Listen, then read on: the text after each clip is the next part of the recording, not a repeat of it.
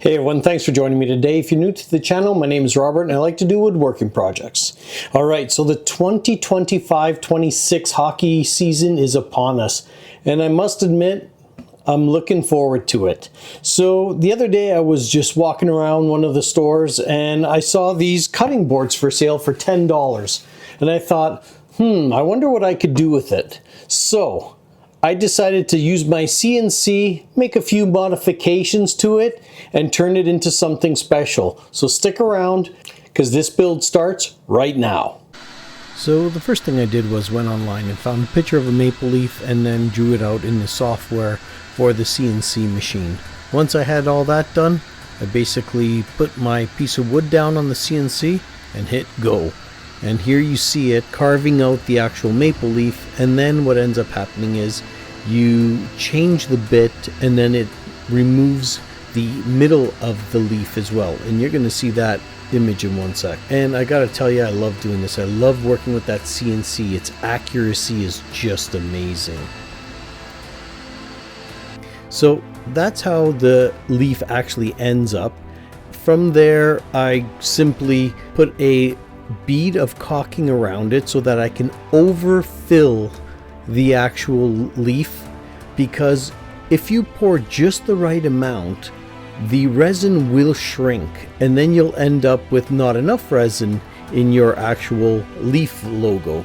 So I overfill it and make sure there's plenty there so that this way I can sand it all off and I have a beautiful flat finish.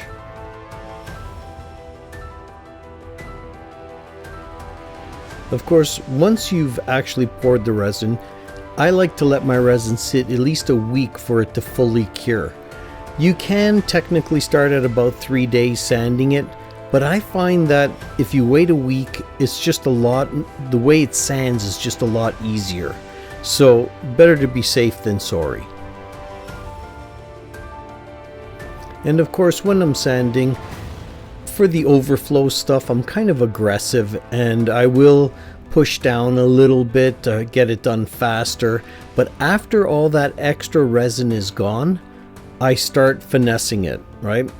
I don't push down at all. What you'll notice is, especially with my hands, I never put my hands on the top of the actual sander. It's always on the sides because I don't want to put pressure on it. If you put pressure, you could end up getting all these pigtails in your work and it looks horrible.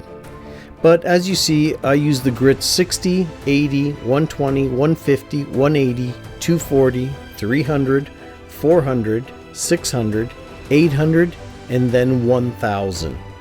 And I find that if you go through all those grits and you take your time and you don't exceed 1 inch per second and you always do cross hatches, the piece comes out nice and flat and gorgeous. And when I get up into the about 300 grit, at that point I start wetting down the surface every time, and that will do two things. One, it's going to clean up my piece, and the second thing it's going to do is it's going to pop the grain. And when you pop the grain, that tells you when the wood is ready to actually finish it. Because when you pop the grain, what happens is water gets on the wood and it causes the wood to basically straighten up.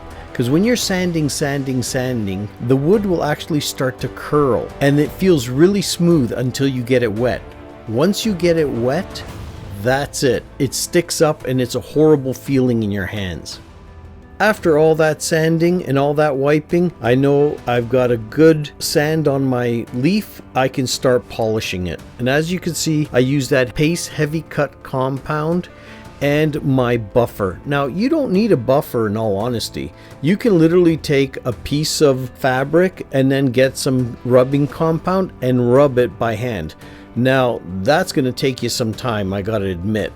As for me with this, it takes me about 10 minutes because I really like to make sure my resin shines like glass. And I'm going to show you here in a second, when I'm done this, that resin will shine like you're looking at a mirror. One thing to be careful of when you're buffing is not to be pushing down too hard and keeping your buffer in the same spot, because what's going to happen is you're going to start to generate some serious heat in that area, and if that happens, you could actually damage the resin. And take a look at that shine. You could see in the leaf that that's the light above me, and it just is absolutely beautiful. All right, final 2 steps for this project. Right now I'm applying the food safe finish, and then right after I'm done that, I'll put on the rubber feet, as you can see in the bottom right corner of the screen. Now this food safe finish is really good, however it does take a month to fully cure. So I usually have to put it on and I try not to use it. However, if you were to use a food safe finish like this, usually what happens is that after a week you can use the board. The only thing is that you want to make sure you don't get it wet. So put dry stuff on it and you're good to go. Just take a damp cloth and wipe it off when you're done.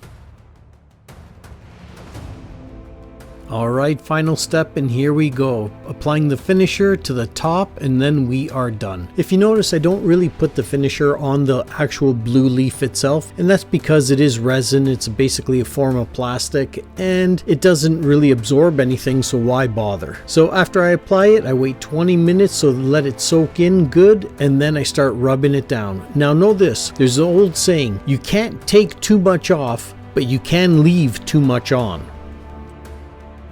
And so there you have it. Not bad for a $10 cutting board. Hey, if you liked the video, I hope you consider liking and subscribing, and maybe this is our year. Thanks for watching, and I hope to see you in the next video.